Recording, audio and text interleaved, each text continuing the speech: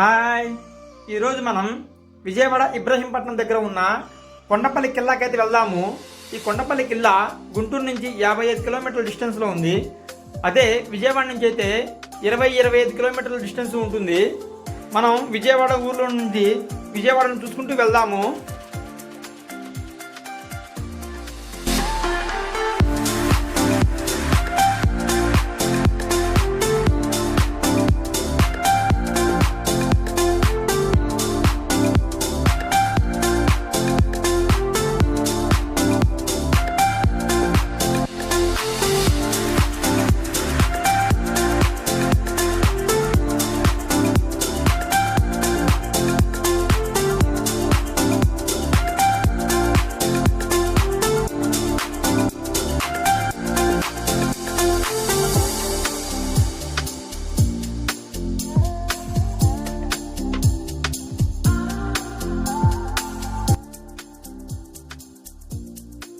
మనం ఇప్పుడు కొండపల్లి ఘాట్ రోడ్ మీద ఉన్నాము. ఈ ఘాట్ రోడ్ మొత్తం 5 కిలోమీటర్లు ఉంటుంది పైకి.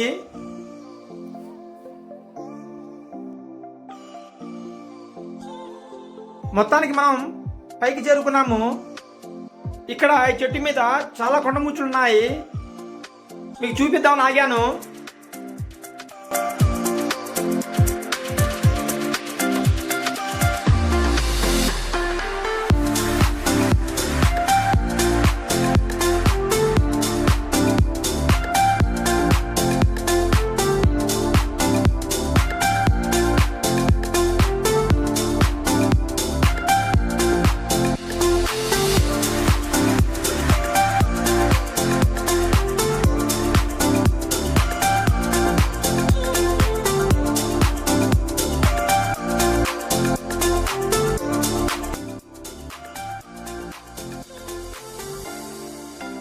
మనం కొండపల్లి కిల్లా లోపలికి వెళ్దాము.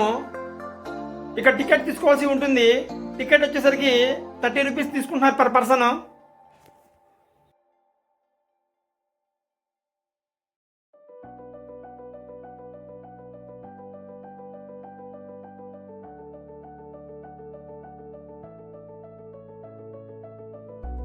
ఈ కోట ఎంట్రన్స్ ని చూస్తున్నారు కదా, ఎంత అందంగా ఉందో. దీనిని దర్గా దర్వాజా అని అంటారు ఈ ఎంట్రన్స్ ని.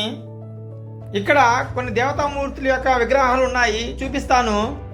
ఆ తర్వాత పక్కనే ఒక దర్గా కూడా ఉంది. ఈ దర్గా గురించి మీకు చివరిలో చెప్తాను.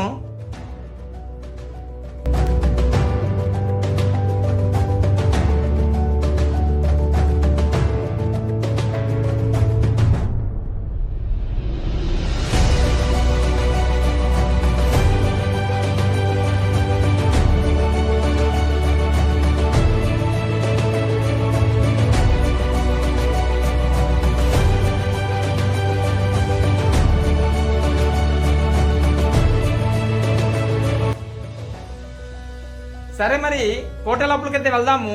ఈ కోట 2 అంతస్తులో ఉంది. కింద అంతస్తులో ఇప్పుడు మ్యూజియాన్ని ఏర్పాటు చేశారంట. గతంలో నేను వచ్చినప్పుడు ఇక్కడ మ్యూజియం అంటూ ఏమీ లేదు, మామూలుగా ఉండేది. ఇప్పుడైతే దీనిని చాలా చక్కగా చేశారు, చాలా బాగుంది. నేనైతే మటుకు చాలా ఎంజాయ్ చేశాను. మీరు చూడండి ఎంత అందంగా ఉంటుందో.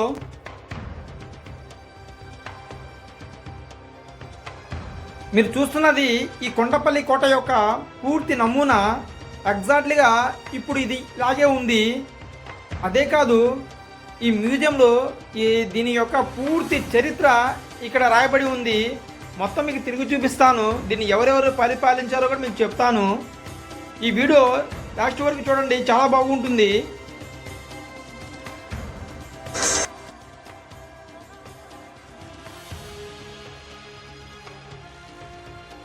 ఈ కొండపల్లి కోటను అనేక మంది రాజులు పరిపాలించడం జరిగింది. అయితే దీని చరిత్ర విషయానికి వస్తే, దీనిని 14వ శతాబ్దంలో ముసులూరి కమ్మరాజులు దీనిని కట్టించడం జరిగింది. వారు దీనిని దాదాపుగా 300 ఏళ్ళు పరిపాలించారట.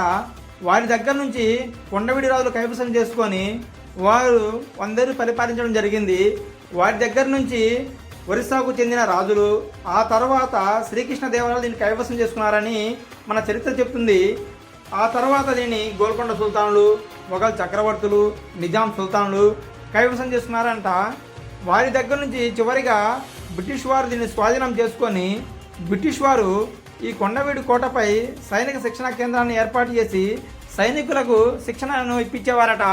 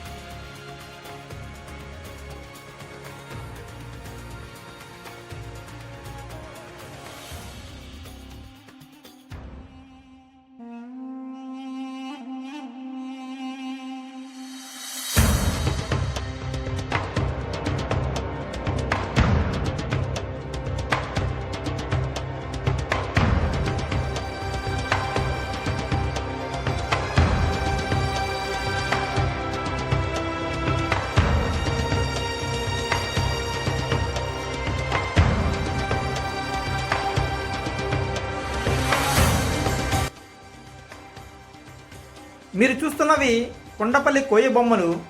వీటి గురించి నేను మీకు ప్రత్యేకంగా చెప్పాల్సిన అవసరం లేదనుకుంటాను. కొండపల్లి కోయ బొమ్మల గురించి తెలియని వారు అంటూ ఉండరనే నా ఉద్దేశము.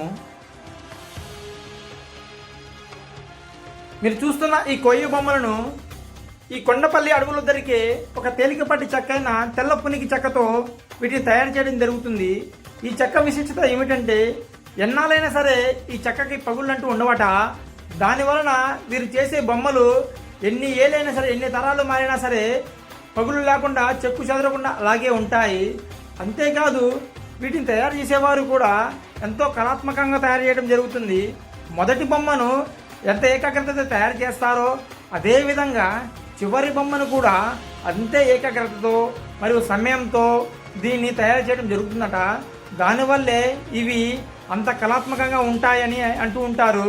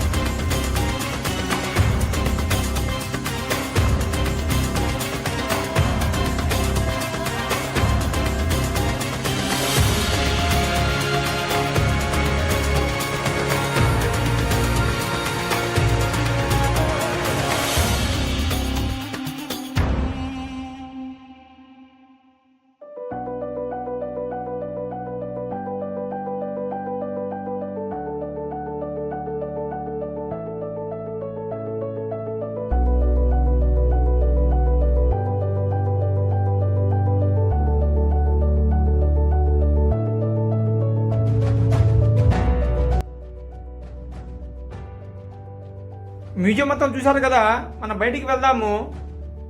బయటికి వస్తే వ్యూ ఇలా ఉంటుంది. ఇక్కడ బాధాకరమైన విషయం ఏమిటంటే ఈ మ్యూజియం తప్ప మొత్తం శిథిలావస్థకు చేరుకున్నాయి. కేవలం మన గోడలు మాత్రమే చూడగలుగుతాము. ఆ తర్వాత 2 జైళ్ళు మటుకు చాలా చక్కగా ఉన్నాయి, అవి పూర్తిగా చూడొచ్చు. వాటిని కూడా చూపిస్తాను. మిగతాదంతా రాజ్మహల్ కానీ, రాణి మహల్ కానీ, ఎటు చూసినా సరే కేవలం మీకు గోడలు మాత్రమే కనబడతాయి. ఇది రాజుగారి యొక్క స్విమ్మింగ్ పూల్ అట.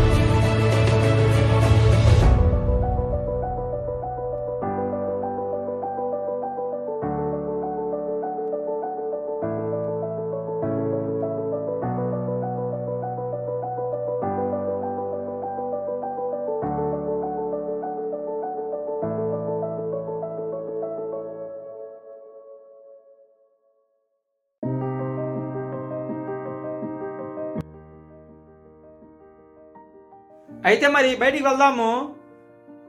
పక్కన గేటు కనబడుతుంది కదా, ఇక్కడ నుంచి మనం పైకి వెళ్ళొచ్చు.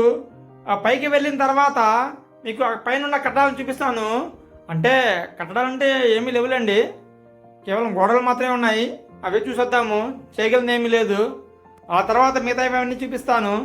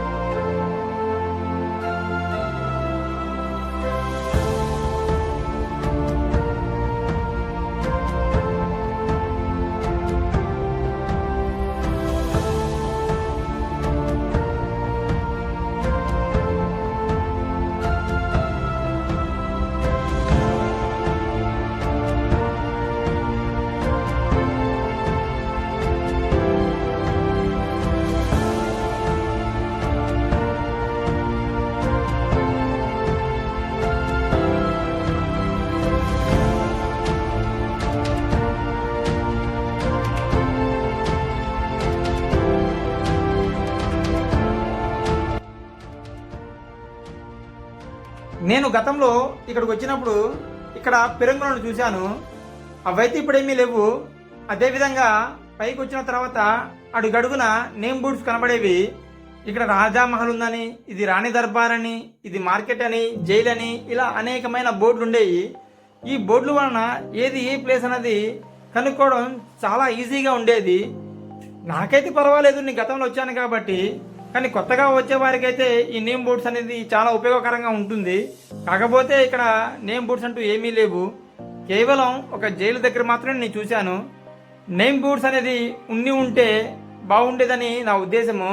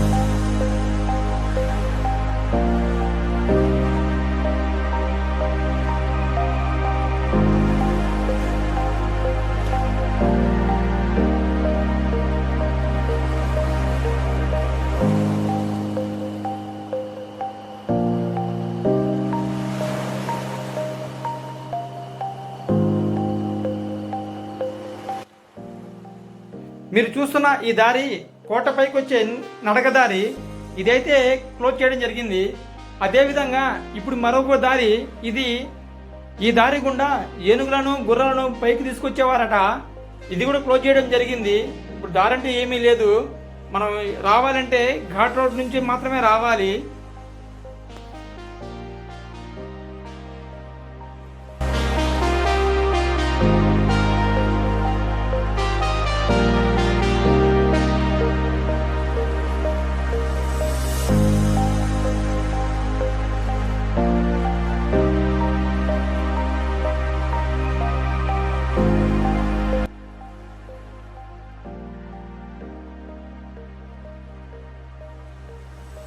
మీరు చూస్తున్నారు కదా, ఒకటి రాణిమహల్, ఇంకోటి వచ్చేసరికి మార్కెట్ అండి. ఇది వచ్చేసరికి రాజ్ దర్బారు. లోపలికైతే వెళ్తాను. ఇక్కడ టూరిస్టులు కూడా చాలా మంది ఉన్నారు.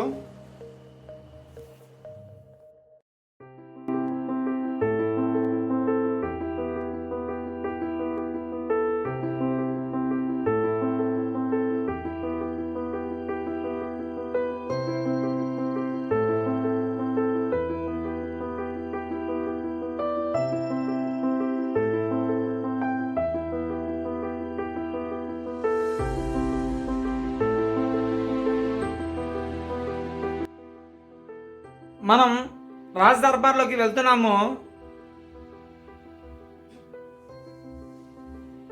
మీరు చూస్తున్నది రాజ్ దర్బారు. ఇక్కడే అన్ని సమావేశాలు జరిగాయట అప్పట్లో.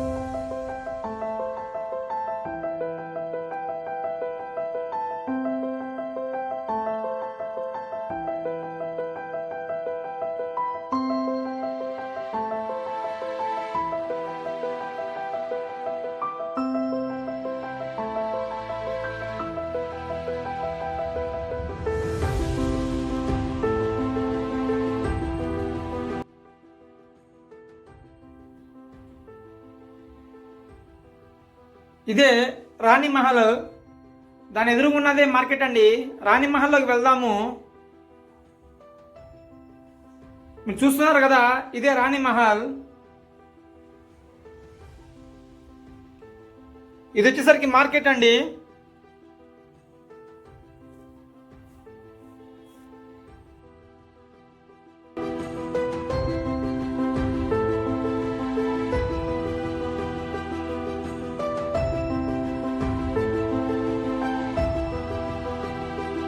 సరే, మరి మన జైలుకి వెళ్దాము. జైలు అయితే చాలా బాగుంటుంది. మొత్తం 2 జైళ్ళు ఉన్నాయి ఇక్కడ.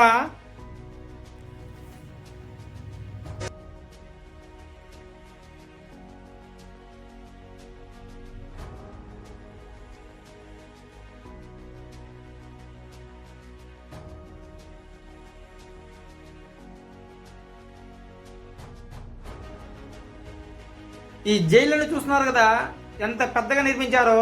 ఇప్పటికీ కూడా చెక్కు చెదరకుండా అలాగే ఉంది. ఈ కొండపల్లిలో మిగిలిన 2 కట్టడాలు, ఒకటి జైలు, 2 మ్యూజియం మాత్రమే మిగిలి ఉన్నాయి. మిగిలినవన్నీ కేవలం గోడలు మాత్రమే మనం చూడగలుగుతాము.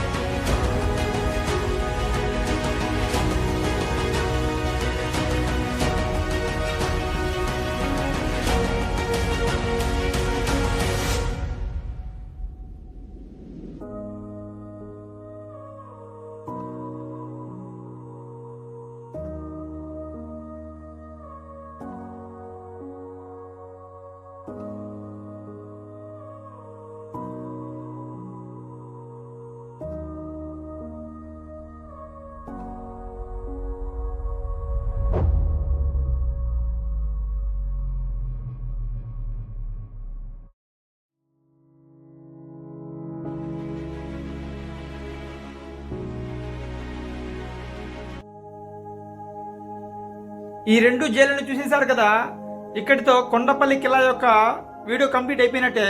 మీ స్టార్టింగ్లో ఒక దర్గాని చూపించాను కదా, ఆ దర్గా దగ్గరికి వెళ్దాము. ఆ దర్గా దాదాపుగా 450 సంవత్సరాల చరిత్ర కలిగింది. ఆ దర్గా హజరత్ సయ్యద్ గాలిబ్ షహీద్ బాబా వారి దర్గా. చూసేసిన తర్వాత ఈ వీడియో ఎండ్ అయిపోతుంది. మరొక మంచి వీడియోతో మళ్ళా కలుస్తాను. ఉంటాను. బాయ్.